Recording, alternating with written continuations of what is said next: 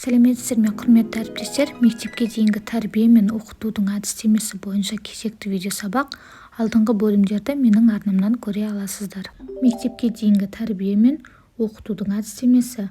Бірінші сұрақ. Адам денесінің қозғалысына әсер ететін сыртқы күштер. Жауабы: сыртқы орта, яғни су, ауа, құм. Екінші сұрақ.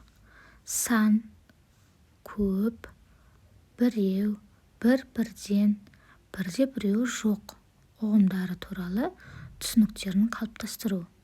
Жауабы: 3 жастан бастап. Үшінші сұрақ. Дауыс қарқыны, күші, дикция, әуезділігі және сөйлеу мәнері сияқты мәдени сипаттарға машықтандыру жұмысы.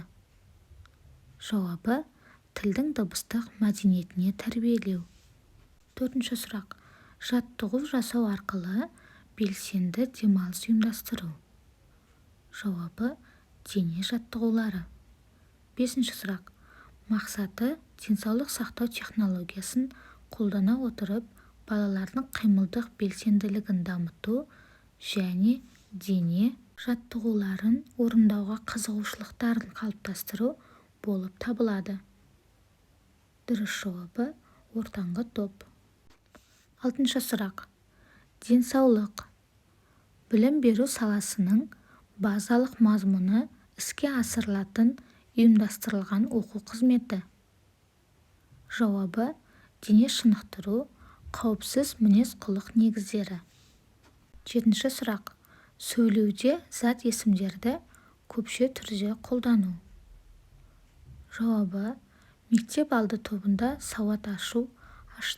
Сегізінші сұрақ.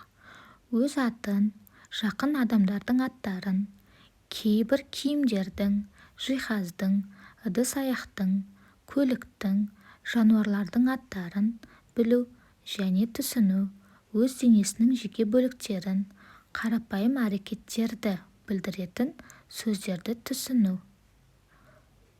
Жауабы: 2 жастан бастап. Тоғызыншы сұрақ. Балалар ересектердің еңбегін бақылайды.